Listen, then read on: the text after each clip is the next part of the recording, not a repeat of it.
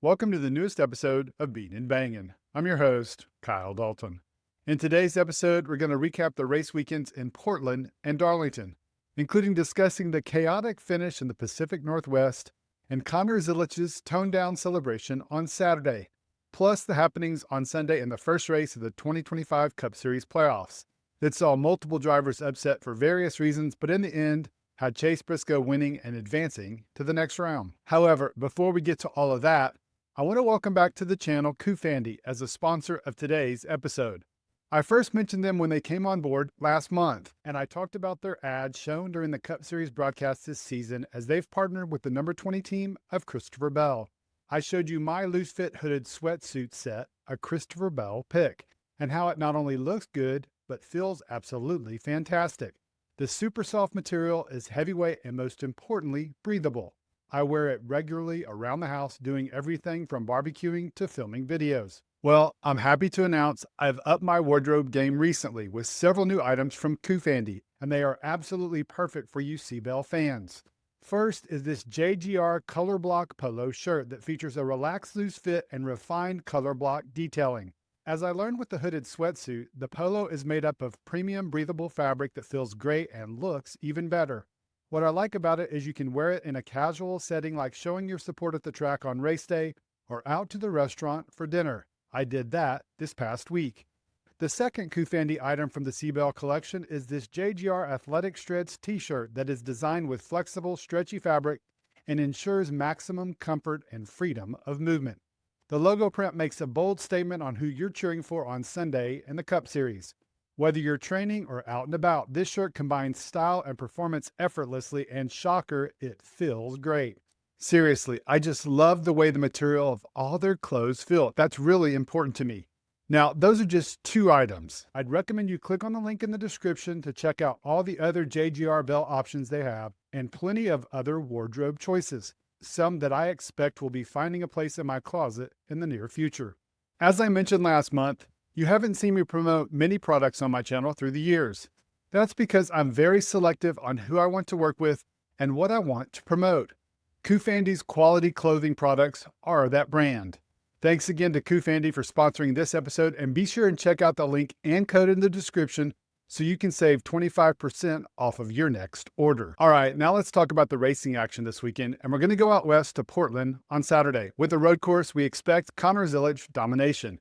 Yes, even with a damaged wing, and the 19-year-old delivered, leading 70 of the race's 78 laps. Despite that domination, it came down to a couple of late restarts, and on the final one in overtime, Zilich pulled off a move that some questioned and considered controversial, but was legal in NASCAR's eyes, when he locked up his brakes and missed turn one like the others in front, but quickly made his way through the penalty lane and came out in the lead. The junior motorsports driver never looked back and won for the 8th time this season. Unlike his race win last week at Daytona, where Parker Kligerman substituted for him, finished the race and did the burnout and climbed triumphantly out of the car, Zilich climbed out through the roof flap instead of balancing on the door to avoid the fate he had several weeks earlier when he slipped in victory lane at Watkins Glen and broke his collarbone. 8 wins. That's really impressive stuff. I'm putting the over-under for Zilich the rest of the season at 12 wins. I honestly think he can win at least 4 more times. Now let's move on to Sunday, and before we get to that race, I wanted to just highlight Dale Jarrett's pre-race predictions. Take a listen. Regular favorites, Hamlin, Byron, Larson, Blaney up there. I'm going to go right to the next two, though, with Chase Briscoe and Tyler Reddick. So Chase Briscoe won this race last year. He's got top 5s in 2 of the last 3 here of the Southern 500. So you've got that going for you. Reddick has 2 second-place finishes, a 3rd and a 4th. So yes, Jarrett correctly predicted that Briscoe and Reddick would be the best bets for the race. But then take a look at who he predicted would make the championship 4. Denny Hamlin, Ryan Blaney, Christopher Bell, and William Byron. Hard to argue with those selections, although I'm sure you Kyle Larson fans might disagree. And now let's get into the race, and we didn't have to wait long for action. How about first lap action when Josh Berry bottomed out on the first trip around the 1.366 mile track, and his car shot off to the right into Tyler Reddick, who made an absolutely ridiculous save. Yeah, this was the first lap of the race. Kyle Busch, who has found himself in plenty of unfortunate circumstances this season, found himself in one yet again and was understandably unhappy about his involvement. Wrecking in front here, check up. Tight up the back, get low, stay in it. He's coming across, back up one, still outside. Back up one. All right, lock it down, lock it down. Got 2 more to roll by here. Let's get it rolling. I don't think it's bad. I think he just got you a little bit on the right front twister. Unfucking believable. Who the fuck ran over me from behind 3 fucking times while slowing down? McDowell. We will most likely pit for tires. I can't see how these won't be fucking jumped. God damn it. Every goddamn week. When the race resumed, I couldn't help but notice on lap 25 we had a Toyota heavy front lineup, with 5 out of the top 6 cars being Toyotas, including Chase Briscoe leading, followed by Denny Hamlin, Bubba Wallace, the lone non-Toyota, and Ross Chastain, Christopher Bell, and Tyler Reddick. On lap 36, green flag pit cycle started, and so did the mistakes on pit road. Brad Keselowski pulled off a similar move to Bubba Wallace and Christopher Bell earlier this year, having a loose left front tire, but instead of pulling into his own stall, pulled into the friendly Ford stall of Joey Logano to get it fixed. I want you to listen to the team radio because the team owner made the decision on his own. Clear out there, don't speed. Remember the launch down here, no more than what you did. Stop, stop, stop, stop, stop, stop, stop. Gotta back up, gotta back up. We got a wheel off. Back up, stop at our stall down. Anybody down here? Just back up, back up. Got 22s coming out. Where are you going? You're gonna have to go.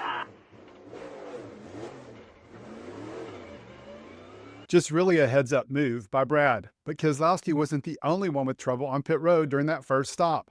Alex Bowman, who started 29th on the day, had a 40-second pit stop that was like watching a comedy routine, with the pit crew making multiple missteps, including an air hose that wasn't working. When the racing action resumed, SVG was not happy with the performance of his number 88 Chevrolet. And now I want you to listen what he had to say about it over the team radio. And then through 2 is trying to kill me. Like crazy, Lou. Stand for, man. We'll keep working on it. It's going to change a lot when it gets dark, too. Yeah, fucking hope so. Sorry for the language. All good. Yeah, he drops an F-bomb and then apologizes for it. What's not to like about this guy? Which takes us to the end of the stage, and I was watching the in-car camera of Chase Elliott when this happened.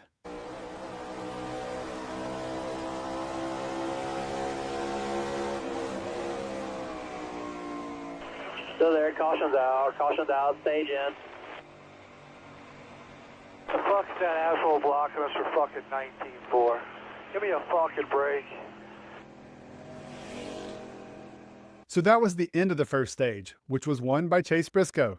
He was followed by Reddick, Hamlin, Chastain, and Bubba Wallace. So remember the comments of Alan Gustafson at the end of stage 1 about Carson Hocevar? I present to you the start of stage 2. Oh, we get a checkup right there. Somebody's well off the pace. And the 9 needs a lane, and the 77 doesn't want to give him one, and the 9 just squeezes his way down. That's the 2 of Cindric. So the 77 was trying to use the 2 as a pick. Chase Elliott not very happy. Whoa!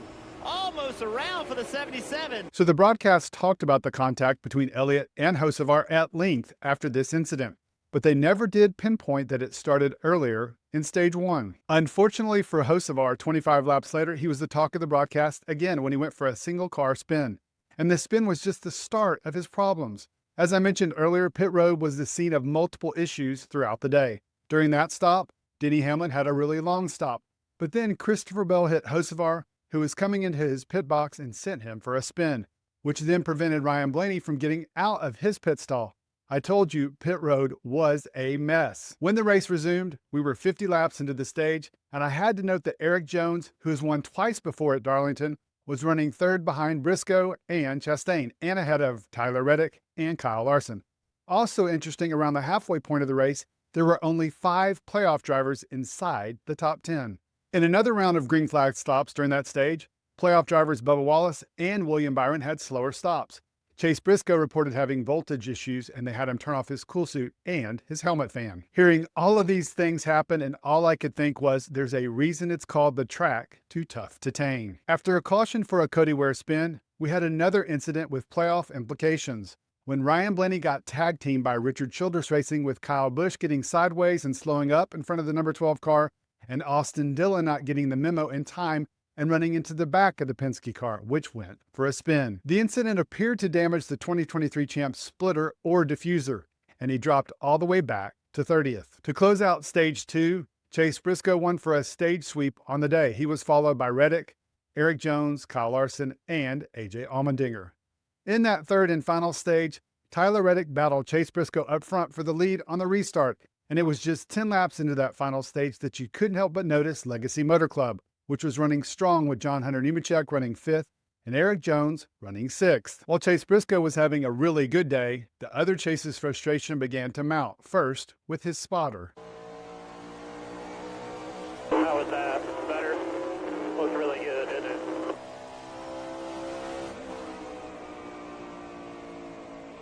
Just telling you what I see, brother. Fast forward to the final 30 laps of the race. Briscoe had unquestionably been dominant.